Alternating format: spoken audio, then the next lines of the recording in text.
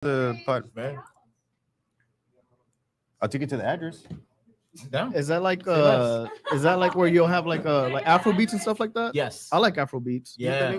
Afrobeats is the best. Afro beats. What is Yeah, that? no, it's good. It's like Drake hopped on, like he did away with Yeah, that. you can grow beats in African. In your afro. Stupid.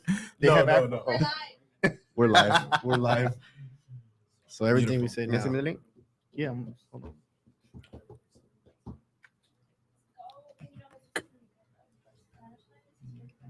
Wait, so then the YouTube link is I still didn't gonna know, y'all work wanted too, to be on no? the podcast?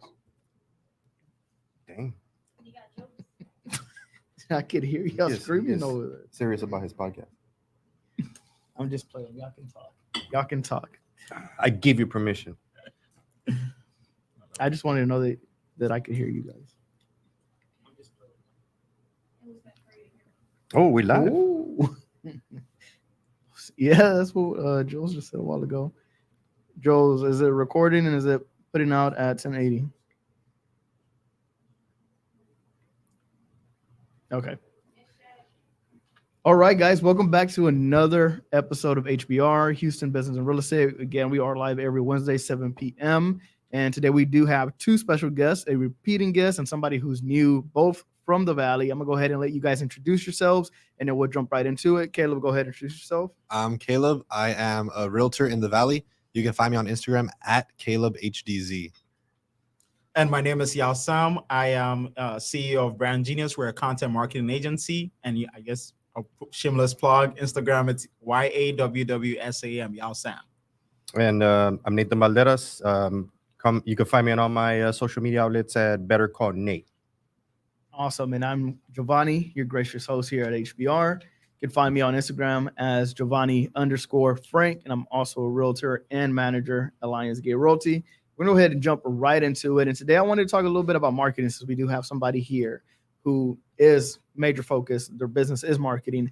And before we get into the topic that I had, which of course is how marketing is going to change, especially after the Trump incident, well, assassination attempt that happened, right? We won't focus on what happened at the attempt, but really how marketing has changed, or at least what I'm starting to see is changing because after what happened there. But you want to give a breakdown of what your business really focuses on. That way we have an understanding, because whenever people say marketing, I mean, there's 200 different aspects of marketing, right? So if you want to break it down a little bit for us, that way we get a better understanding of what you do. Of course. So we, like I said, content marketing agency. And there, when you hear marketing agencies, there's a lot of them. There's digital marketing agencies, there's SEO agencies, but we focus specifically on content. And to be more specific, video content. So a lot of the times, what we do with our clients is video is king right now. Everyone wants to be watching videos. With the evolution of TikTok and YouTube Shorts, everyone is focused on video. And so what we do is we focus on video for our clients, and we're able to tell their story just in a whole different way. So we develop really cool campaigns for our clients, and we're able to just show people that they're more than just a business, but there's actually someone behind the business. And so that's basically what we do. We communicate the value they have to their audience. So you do really focus on the branding aspect of it as well, not just necessarily building funnel campaigns and throwing ad dollars, right? That's so correct. So you do focus on the personal side of it, not just the Yes. business side. That's correct. Okay, awesome. That's something that we've been focusing on just in-house ourselves as well, right? So now that we have an understanding of what you do, and it's perfect that you say that you do focus on the branding side of it. After Trump's assassination attempt, I started to see a lot of people just completely just let themselves go loose on social media and showing who they really were, whether on the left side, the right side, center, it didn't matter, right? But people were no longer holding back on what they think, and they're starting to put different type of content out there. Even, I don't know if you listen to the comedian, what is it, Kill Tony? He has a show. That last show that he just released, like right after the assassination attempt, it's crazy. You would think we're back in like a 1980 times frame of what they were saying, and it's on YouTube, and YouTube has not taken it down, and it's a 2-hour long live show. I didn't watch that. So 1980, what do you mean? Like he's being... Well, yeah, I mean, it was completely like off the cuff. Like they weren't worried about censorship whatsoever. They weren't worried about being canceled. They No, weren't worried nothing. It about was any of just that. like Okay. going back to good comedy. So essentially, what I've Good been doing comedy. for the last 5 years. Yeah. Well, Okay. but now actually on social media, right? Not just Okay. like inside of your friends, right? People always had the persona that they portrayed online, and then they had the persona within with their friends. And now that I'm starting to see that a lot, we had a conversation not too long ago with somebody talking about, oh, well, don't post this because you don't want to get shadow banned. I was like, bro, like nobody even cares about that anymore.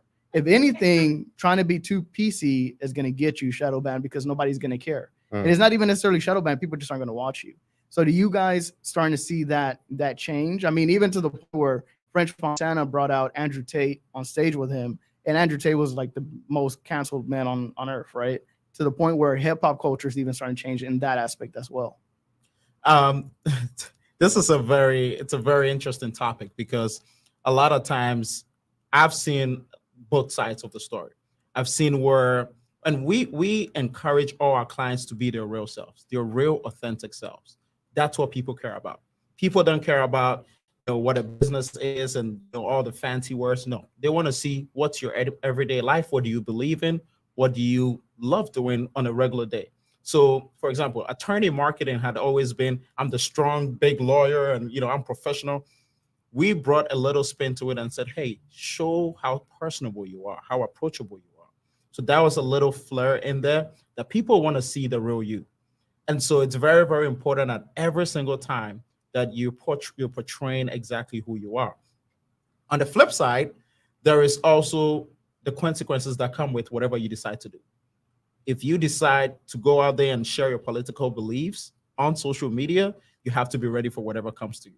So for example, Sticker Mule, it's a business, it's a company that recently the CEO put out a statement and said, we're all Americans and Trump did this and that. And he basically supported Trump and said, hey, there's people in my business or my company that support Trump. There's others that support Biden. We're all Americans. And then he said, I strongly support Trump. The only thing is he did it through his company social media. He didn't do it through his personal page. And he sent out an email to all customers as well. So in situations like that, as a content marketing agency, I would strongly advise a business not to do that. So we've had conversations, right, where it's focusing on the company branding side along with the personal side, even though that there's an owner to the company and then there's a company itself. The company is always a separate entity, or at least that's how I always see it.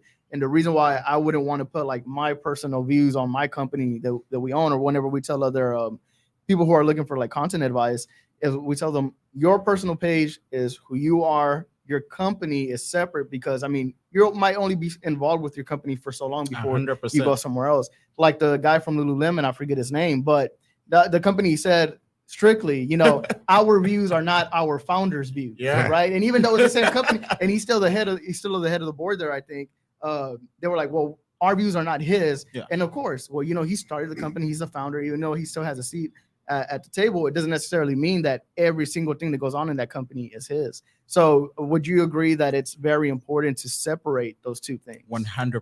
You have to. At every point in time, it's the same way whatever happened with Diddy.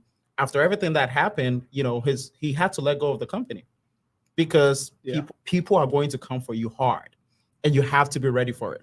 There's a saying back home, one of my favorite presidents from back home in Ghana, he said, I can guarantee you freedom of speech, but one thing I can't guarantee you is freedom after speech. So you have to be ready for the consequences.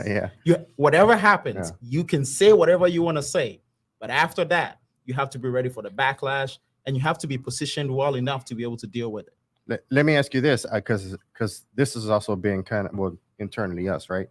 I have always said from the beginning, right, whenever realtors come into this business or they start working with us, right, I say, hey, look, separate your personal Instagram from your real estate agent Instagram.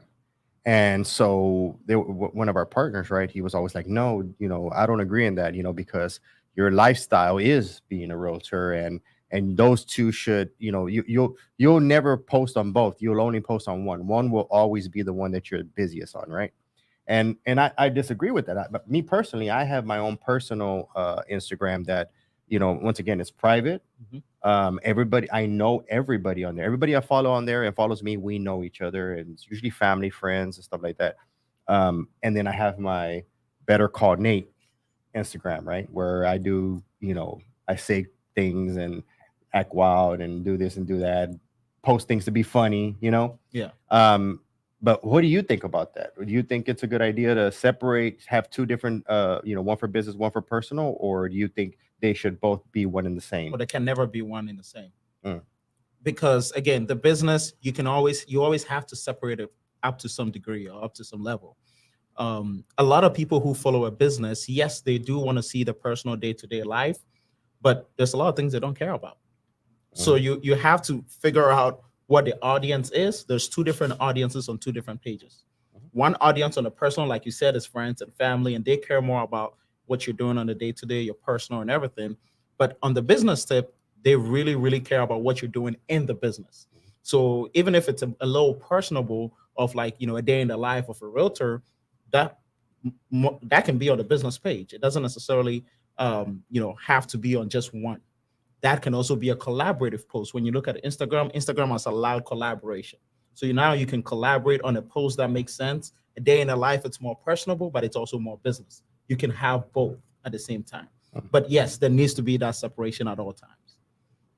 So for example, right, I'm very adamant that I don't do nothing besides social media and real estate. It's literally like, that's my whole life.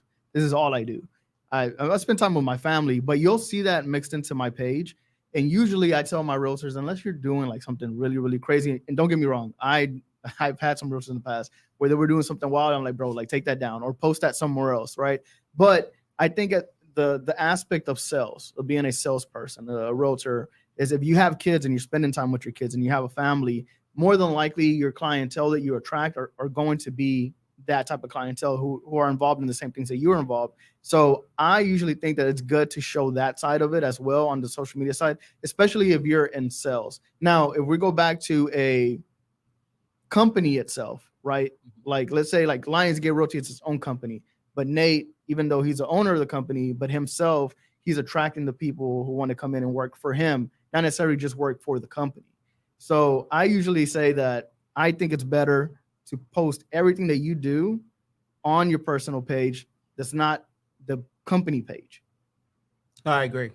So, and I think it can be difficult, and I think this only works for salespeople and real estate people. The separation is important. Now, I'm going to use a little bit of our experience with attorneys.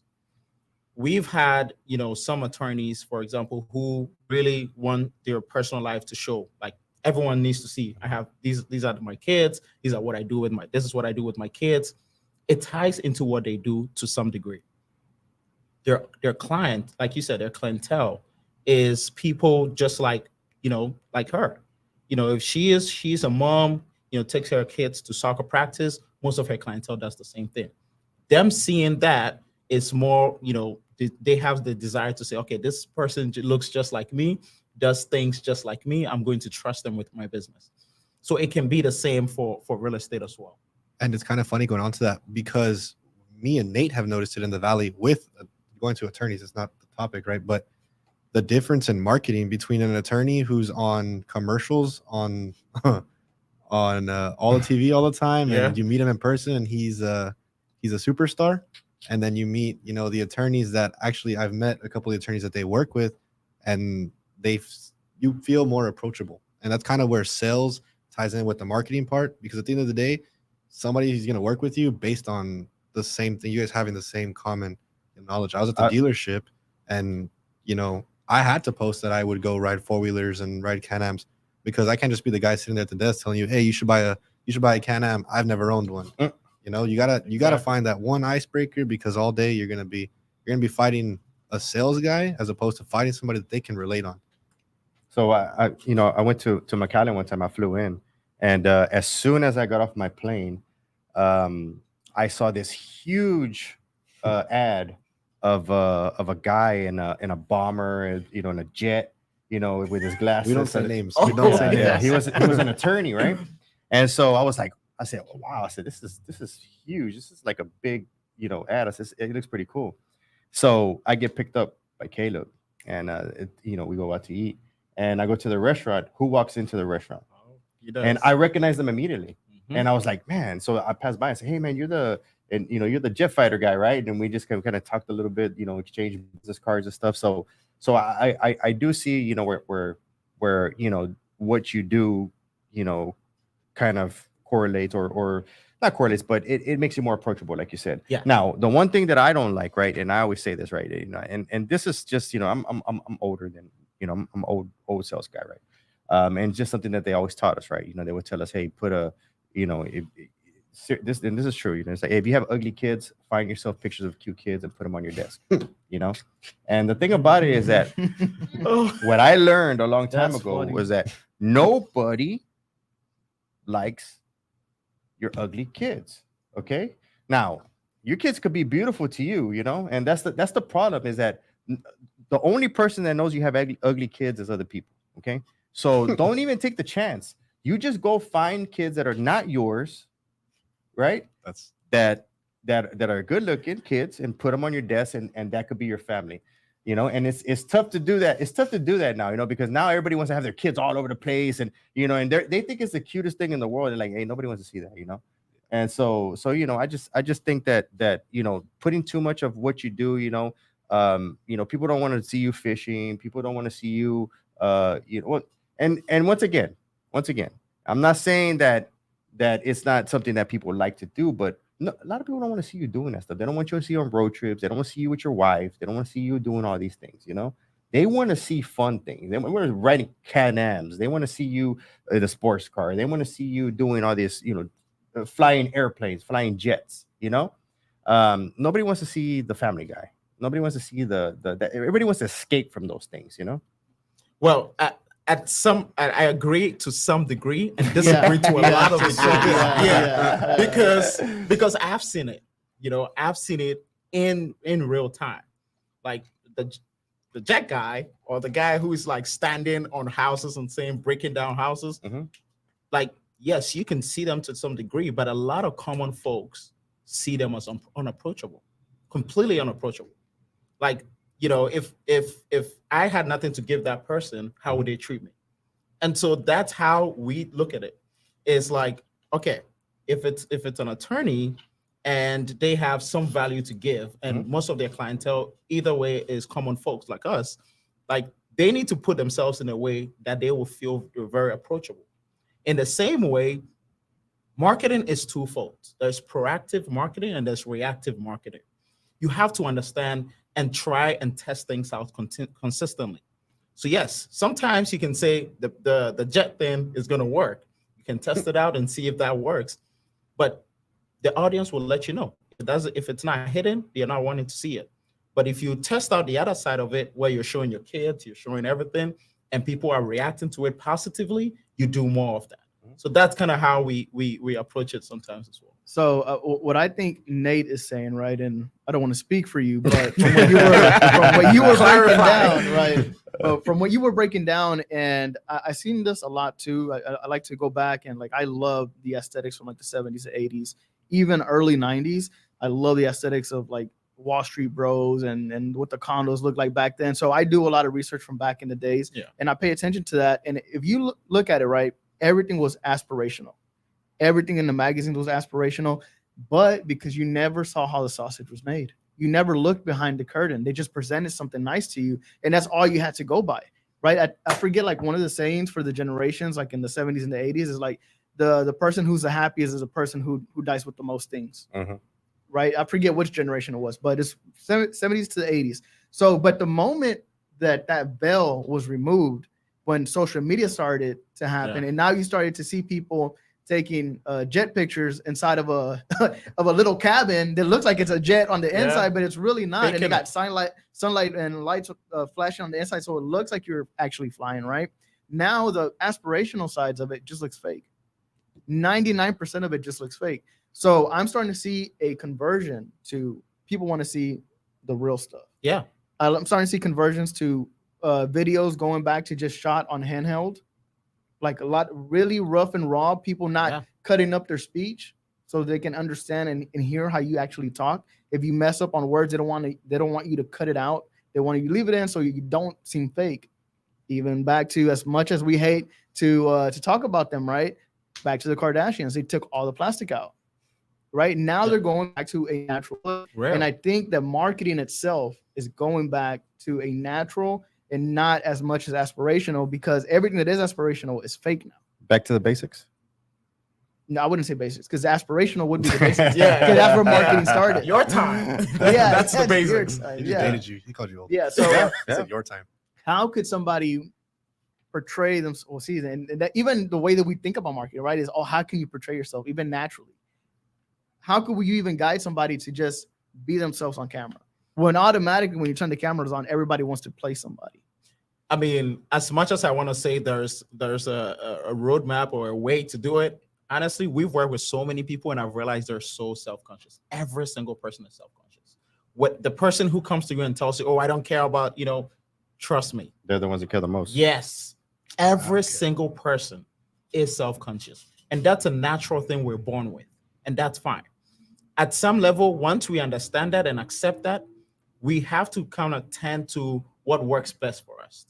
So then when we find out what works best for us, then we start to produce, then let's say if we're producing content, we do it in a way that we're comfortable with, in a way that works best for us. So that when you see yourself on camera, you're like, okay, now I'm comfortable with that. I'll do more of it.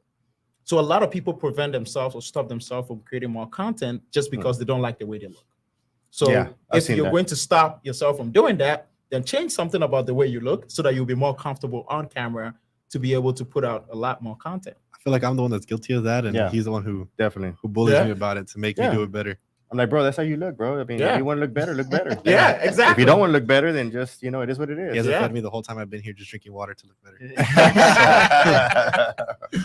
So let me ask you this about the platforms, right? Everybody's always, especially when they're first getting on to doing content, everybody's, oh, should I do TikTok? Should I do Instagram? I mean, even every now and again, you hear somebody bring up Snapchat. Like, I didn't even know that app was still running, right? Facebook, and then you have YouTube, of course. What platform do you think is the best platform for somebody to start off on? Oh, that's a And to very- build and use that kind of as their foundation? Personally, TikTok.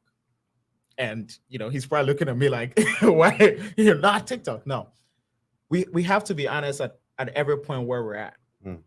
For the last 3, 4, 5 years, TikTok has really, really grown tremendously. A lot of people are starting to, really blow up on TikTok because the algorithm allows for it. On Instagram, the algorithm doesn't necessarily allow for it until recently when they introduced Reels. So Reels can really change that very fast. Right now with Instagram, you can quickly blow up with if you're focusing on Reels. Facebook, let's put it aside for a minute. I don't know what's going on over aside there. for a But- minute. So it's a different kind of marketing, because I feel, and I think most of Lionsgate Realty McAllen has felt, that if we're marketing to get clients and get the return of the marketing, Facebook It's all day is Facebook. gonna be where I'm gonna get Yeah. my clients. Ad wise, the best platform, and we run ads for all our clients. The best platform to run ads has always been Facebook and will still be Facebook for the next 5 years to 10 years. So yes, that is like, you have to be on Facebook for the leads, That's the Craigslist of our Yeah. time. basically. But on TikTok, you can literally build up from nothing. Like I personally, during the pandemic, I was like, you know what? Let me start creating some content. I like to be funny sometimes, I guess, I'm funny. And so I started creating content that people back home in Africa can relate to. Mhm. And I had a video that blew up. I got to 20,000 followers and then I stopped creating content. But So- then I still have 20,000 followers on TikTok. I could have really, it would have taken me a long time to do that on Instagram. You have followers from Africa? Yes. Oh, yeah. Even on my Instagram, a lot of the people, I grew up there for 19 years. Mm. So I have a lot of friends and family from back home who still, follow me, and we're in contact and everything. And then with Instagram, you can definitely grow it if you focus on Reels. Instagram used to be a photo app. I'm sorry, it's not a photo app anymore, unfortunately. You have to focus on the video. And that's why we consistently preach video, because that's where it's at right now. Gotcha. So I always preach YouTube, and YouTube has been my baby. I've the moment that I got my license, I put up a YouTube video. So I've had my YouTube channel for 7 years, right? YouTube has always been my baby, and it's where I generate my clients Yeah. organically, right? never really got. Every now and again, whenever during the pandemic, yeah, I got a few from TikTok, and then every now and again from Instagram. But YouTube, because I like to explain it and I go into in depth certain communities. So my videos have always been anywhere between 15 and 30 minutes long about a single community. Wow. So I've always got people who were coming in here and doing actual research on YouTube, what most people use YouTube for, right? And it's been like the hardest thing for me to preach to everybody else because nobody else gets it. Everybody's like, I want that instant gratification. I always tell them YouTube is a long form. It's a long-term game. It's a long-term game, and you build a more loyal audience, right? So the way that I look at it, YouTube is like an archive of who you are and what you do. Then you have your Instagram, which is more like a resume. You show the really nice stuff on Instagram. And then TikTok is really where you try to maximize on your audience. And then, of course, Facebook is for your marketing. What do you think about YouTube in general? I've always respected YouTube like highly. And like you said, YouTube is really for the long-term content. If your business focuses on really explaining and trying to offer value to people, like real-time value to people, YouTube is a great platform to go. We have some folks that we produce podcasts for, and they are financial planners. They need to be on YouTube. No one really cares about financial planning on Instagram. They need to be on YouTube because that's where people will go and look up how to do this, how to, those are little things that, again, when you put in there, people can always go back, really understand what you're talking about. And when people watch you for 30 minutes, they tend to know if they like you or not, for 30 minutes straight. Like you said, it does build that loyal audience. However, YouTube has introduced obviously shorts, which kind of complement it and makes it easy to grow, a little more easy to grow now. Yeah. So at first it used to be really, really tough to grow on YouTube. You have to be like consistently putting out content for years.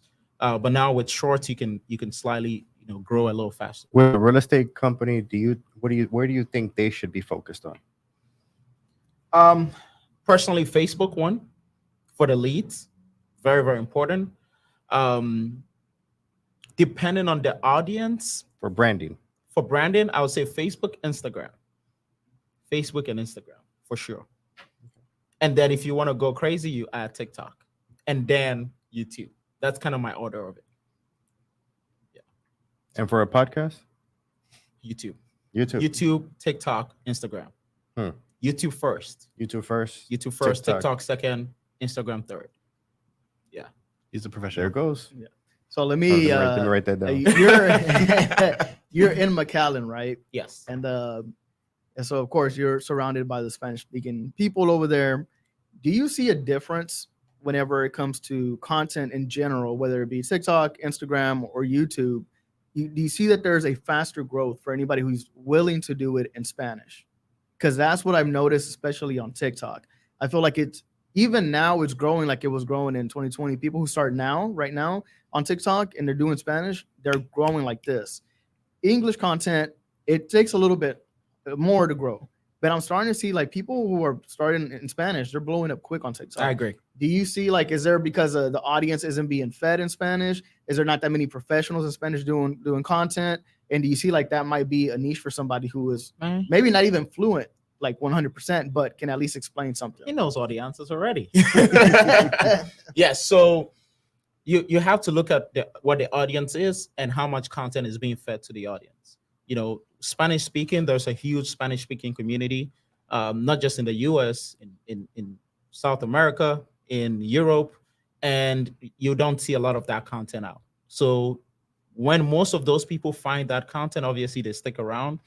And yes, it is easier to grow. I've seen one of our former clients actually get on just like doing motivational videos only in Spanish. And he's over 50,000 followers now. And that's even on Instagram. So he's been great. He's been doing well. I think it's an untapped market that people really need to tap into. Recently, we've been kind of encouraging our clients to do more Spanish content, so that's been working. But yeah, it's an untapped market, to some degree. So I have a question. I think I asked you earlier, right? McAllen, there's really not much diversity down there, right? I feel like everybody over there is Mexican. Not, 90%. not even any other race, just Mexican. 98%. 98%, right? Yeah. How do you find how is McAllen treating you as a black man from Africa? Oof, it's tough. It's a loaded question. I've lived in the Valley for 7 years, and throughout that 7 years, obviously it's different for everybody. I've had friends who have had a terrible experience in the Valley, and we're talking about they wanted to like leave, and they were only there for school, and they were like, you know what, I just need to leave. And I was just talking to one of my friends the other day. She was like, hey, I'm so happy I left. She's in Dallas now. But for me, it's slightly different. You know, I am, I can network quickly. I can talk to anybody, no matter where they're from. And so I think the Valley has been good to me, if we're being honest. I did, go through some struggles, some obstacles, obviously, racism is everywhere. You experience it. So I've always accepted it. I'm like, people going to do whatever they want to do. I don't care about them. And so when some of those things happen, I just look over it and I just move on. But one thing a lot of people look over is what I noticed in the Valley is people will address you based on the way you dress. Yeah. And so as a black man, when I started wearing suit to go anywhere, everyone was like, okay, they want to know more. Like, what does this guy do? Like, why does he dress so nice? Yeah. On the flip side, when I go out and I wear a do-rag, people treat me differently. And I'm not joking. Like, there's times where, like, I'll be walking by, Walmart, and there's a time where this lady quickly, like, I heard her lock her car, like quick. I'm like, okay, sure. Like, I'm not gonna, like, you're sitting in like a Honda. Calm down. Like, He said it wasn't I'm even not gonna nice rob enough. you. It was even a nice car. Yeah. And so there's experiences like that. But for me, for the most part, I figured out a system really quick. I dressed really well. I started wearing suits. Someone told me, back then. So I started doing that. And it just opened so many doors for me. Like, I was sitting in meetings where, like, no mentioning names, right? Like, big folks. And they told me that the only reason why I'm there is just because they like the way I dressed. That's something So- we've always talked about too. You Yeah. have to be wearing the suit. You have to look respectable. Yes. Once you're respectable, it doesn't matter what you look like. They see a suit. I mean, I've seen it plenty of times. I mean, have you ever been to the HEB on Sherry? People go to Oh, HEB yeah. on Sherry in heels and suits and Really? grocery shopping. And Target. Yeah. Yeah. Yeah. And it's specific areas, and they I treat still you haven't different. experienced that part of the Valley myself. Oh, you need This to go. guy's been to the bad parts of the valley. That's why. No, Well, have you been to I Donna? wish I'd experienced. I don't know. Where did you Where- take where- us? where- Where did you take where us? did- We took him. I don't know. if Where you've did ever been there. Nayeli take him? We took him to this bar, not even a bar. It was a dance hall. It's called Bucanas, but it's in Mission. Oh no! Never Everyone been had all three brands on at the same time: Versace, Yeah. Gucci, and Louis Vuitton, all at the same time. Don't mix Yeah. brands, And bro. they just mixed keep- brands. Don't I mix was brands. like, They just Yeah. keep I was dogging like, me where for am I that. at right now? I don't want to bro? talk down on Mission, but I love Mission. But yeah, if you're going to, But the What's other thing too, and it's something that I've seen outside looking in on Sam, is that everybody loves him, and it's maybe because he knows what he's doing, or maybe because he's different. But regardless, I go out and see Sam in places, and everybody's like, "Oh, let's go say hi to Sam." And I'm like, "Bro, yeah, me too. Like, let's all go say hi to Sam." Everybody wants to know Sam. I don't know if it's because they want to have a black friend in the valley, or if Sam's just a likable guy. But probably, both. I always tell them, like, it's cool if I'm like your only black friend. It's cool. I understand, but I think for the most part, it's like we said, like being approachable. Yeah, that's Like, true. I came from nothing. If I tell you my story, you'll be shocked. Like, I came from nothing. There's no need for me to like act like I'm all this. I'm not. I'm really not. Like, we're all equal in God's eyes, and so that's how I see it. I talk to everybody. If I see you out in public, like, I'll talk to you. If I see something that interests me, I'll say, hey, just introduce myself or something. So that's how I've kind of tried to build that network and those connections. And I think that's a different personality from a lot of the people in the valley, because in the valley, other than Sam, a lot of people want to say that you know somebody and you know this guy and that guy's better than everybody else. So I know him, Yeah. so I'm cooler than you. Yeah. But with Yeah, oh, Sam, yeah. it's just like everybody knows Sam. Sam's cool with everybody. And that's, I think, what helped him get so big. We I were think there's joking people who about it. hate me, but we don't care about them. You know what's that's so funny that in the valley everybody wants to know everybody. Yeah. I'm like, okay, so I don't want to say I got introduced to the valley because I have family there and I've been going for a long time. But when I started doing business there, a real good friend of mine, he's one of the biggest developers in the valley, and I've known him for years. I mean, when he was living in the Woodlands, and so when I went down there and I met him, he introduced me to a lot of the players, a lot of the people that are, a lot of the investors that are giving the money, the equity partners and stuff like that. And so when I opened the real estate company and started dealing with realtors, right?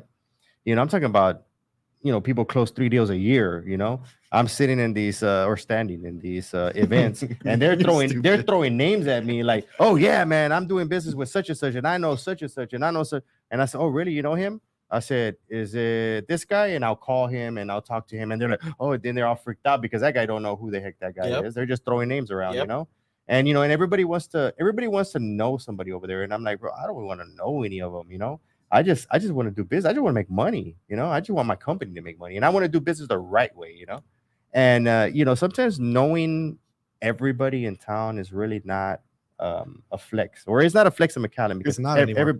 everybody knows everybody. Everybody knows everybody. Yeah. And everybody gets social invited media, to the special it's crazy. things. Social media has made the world very small. So when you go into small towns like McAllen, it's made it this small, Exactly. and it doesn't matter. I don't care who you know. I care about how you treat me and how about that person treated me. Because you could drop the wrong name over there and it's it. You're done. Yep. Yeah. I agree. Yeah. For some reason they're like, oh, you mentioned this person's name. I'm like, oh, they don't like them, and then all of a sudden that Oh, yeah, I don't wanna do relationship that. you have is Like over. I'm that. like, I have nothing to do with them. Yep. Yep. Yeah. So the valley is a lot more petty oriented than business oriented. Is that what I'm Yeah, hearing? It's just like Yeah, Baytown. and the problem Well, is see, the funny thing, you say that, right? But Yeah. Baytown was like that back in the days. Baytown's too big now, and then we have an influx of people that nobody really knows. I don't know, man. The thing about it is this: if you go to Baytown, you go to Pasadena, you go to Pearland, you go to anything down there in that side of town, they all have family in the valley. And if you go to the valley and you telling me from Houston, they all say, "Oh, I have family in Houston. Where do they live? Oh, Houston. They live in Pasadena. They live in, in Pearland. They live in Baytown. Like so there's like some kind of some kind of connection there. Like there's some kind of if anybody's from there, they're from here. Or Well, have yeah, it's family. the So valley to the refinery so pipeline. maybe that's what it where it is. is. Yeah. Maybe But that's what it is. going back to the pettiness of it. Me and Sam were talking about it. Sam makes marketing look super easy. We've talked about this multiple times. He makes it look super easy. He makes it to where people who've never done marketing have opened up their own marketing companies who actually used Sam as a marketing first and then fired him because they thought they could do it better because they make it look easy. Oh, that's and it's a valley pettiness That's thing. the same. Yeah. I mean, it always happens. Like, and I think I told him even this the last time. We even have former employees who left and started their own agencies. And Who? we're not Nah, gonna we're not no gonna say mention no names. names. We ain't gonna give them no. It's We're more gonna than- it's highlight more than them, one. yeah. You can name them. It's like multiple. We don't want to Really? highlight Multiple. them. Yeah. So you see, and that's one of the biggest issues, right? That I have, I've had as a realtor, right, or as my real estate company, right, is that you bring in realtors here, you train them, you teach them how to do business, then they leave and they think they can start their own company. And I'm gonna be honest with you, I've never seen anybody leave this company and start a successful company. And the reason is because I wasn't an overnight success. It took me a long time, to get to where we're at now. Yeah. And so, and that's when, my partner was always like, I don't want to give them all the information. I don't want to teach them all this. But now my partner says, man, I could give them a book on everything that I'm doing here. They're not going to do it. They'll post about it though. So they'll post They'll post Yeah. that you got. They'll you got post your- and act like they're doing it, but they're not going to do it. Yeah. So, the thing is this, how many people have left your company, started their own thing and been super successful or been more successful than you? Well, I don't know if they're being successful or not. Like, I don't know because they're not even at the level where I want to call them competition. So that's a good one. Heard it here and first. I tell my business partners this all the time as well. I'm like, we don't need to worry about those. Those are not the people we need to worry about. We're worried about. We want to worry about the folks in Austin who are who have billions in ad management and all of that. Those are the people we want to worry about. We're not working with only clients in the valley. That's not like, yes, we have great clients in the valley, but we also have great clients in Austin, Houston, San Antonio. Like we really want to just look outside that bubble. And we want to help as many people as possible. So we've done it, but we're going to keep doing it. That's the difference between like, us and them. Like we have the hunger. Yeah. Like if I tell you where I came from and what I used to do back home in Ghana, you would understand where the hunger comes from. And my business partner has the same hunger. So I think we're a different breed just because we wanted more. And I don't know how much they wanted. Y'all were doing marketing in Ghana? No, absolutely not. And my business partner is from here. Mm. He's from Cleveland. He moved to the Valley 9 years ago as well. And I was actually studying computer science in Ghana before I moved over here. And then I obviously switched into marketing. So no, I've just been through a good bit. So I always want to look back on that and be grateful. And I think that happens a lot, especially like in your field, simply because people think that marketing or social media marketing is easy. I just record a video, throw it up. Oh, I could charge people this much for it. Oh yeah, I could do it. But they don't see the back end of what it takes to do that. Even like all the back end, coming up with the research on it, coming up with a model of an avatar for the person who's marketing, who you're presenting, who they're speaking to. It takes a lot more work. And a lot of times it takes a lot of time just for that person to figure them out and what kind of marketing they want to do. Even with like the podcast, right? I mean, we've had plenty of people who come here, then they go out and start a podcast, which I don't have a problem with it, right? I mean, podcasts, we're not the first one to start one, right? Yeah. Joe Rogan started years ago with his podcast, the King of Podcasting, right? So it's not like it's not like we're doing something special, right? But at least ask for the guidance and at least ask for, or at least give us the props to be like, you know what, I saw what these guys were doing, and this is why I want to start my own, right? Or at least ask to come on a little bit more. They don't like and to not give just credit. completely give credit and be like, oh no, I'm the one who decided to do this. I'm the best podcast in Houston for now. I mean, everybody has a podcast right now, right? So, Yeah. But if you were here first, I know you got the idea here. Yeah. No. I mean, that makes sense. A lot of times, there's times that people will take our ideas, the way we do things, our content ideas, and run off with it. And I tell people, I'm like, it means we're doing something great. We're doing something right. So let them keep doing He's it. gonna go back to the Valley Starter podcast tomorrow. Actually, as long as you give us props. As long as you give us he props. already has a podcast. Oh, do you really? Oh no, Yeah. that is true. He does. He have already has a Yeah, podcast. Yeah. That's He awesome. actually rents a podcast studio over there too. Really? Yeah. So we have a studio called Genius Studios where we rent it out and shoot podcasts for other people as well with the agency. like I that started name. my podcast because I have always been wanting to start it for like 2 years, 3 years, but we were very focused on like working on the business and producing for our clients. So we never really produced for ourselves, and we wanted to really put out content that reflects to a lot of people. So podcast is called Mind of a Genius, and it will basically, what I do is interview great people like you who I consider geniuses. So you are a genius in real estate. And so we kind of go into detail of how you got there, and so that other people who want to get there can learn from you as well. Oh, that's awesome. Yeah. Next time I'm in the Valley, man. You have to. Yeah. Yeah. So the reason I started a podcast is pretty petty. No, it is. I want to hear this. So a few realtors in the company, right? We're always talking about podcasts, right? So 2 realtors started a podcast here that lasted like three days or something like that. I don't know. And then another 2 started another podcast and it didn't work out. Then 2 people were talking about it, and I'm like, just start I've been hearing about a podcast for 2 years or 3 years, right? I don't know, is it 3 years? And I said, just start it. And both of them, as a matter of fact, it happened here in this room here when this was an office. And I was sitting on the couch and I said, how hard could it be to start a freaking podcast? Just start it. And they were like, no, it takes this, it takes this. I said, okay, does it really? Okay. And while they were bickering and arguing about it, I went and started buying stuff and started putting stuff together. And I would bring in, and he would say, no, you don't need that. You need this. And I said, okay. And I would buy that. Yep. And we just kept on going and kept on going. And then one day we finally shot the podcast and brought people. And then next thing you know, we're here where we're at right now. And I'm not saying that we're, like this is the best podcast ever, but I mean, compared to, like you said, compared to where we came from, No, yeah, this is actually really good quality. And I've been on other people's podcasts too, and it's like, hey, we have something here, You definitely. I love the vibes. and it happened from me being petty and being like, bro, it can't be that hard. You guys are just making a big deal. You're not doing it. And I did it, and I've lost money, I've lost time, I've lost credibility, I've lost. Credibility. No. I'm just playing.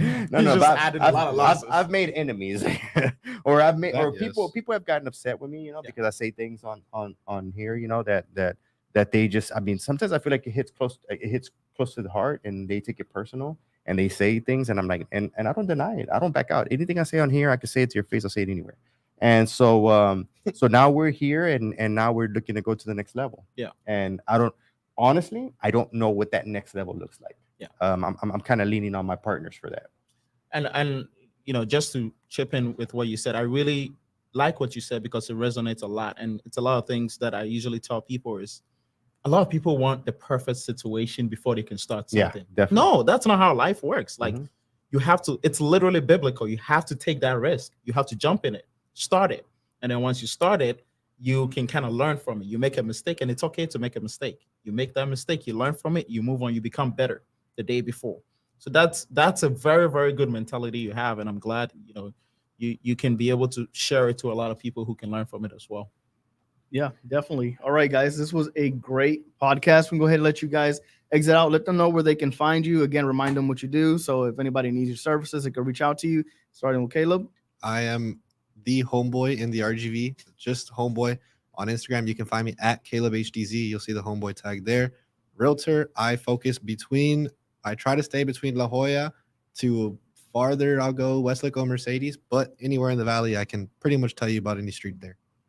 Beautiful. So Yao Sam, I would actually put in Brand Genius as well. So, if you want to find me, find Brand Genius. That's my baby. I care more about Brand Genius. So BRANDGENIUZ, Brand Genius.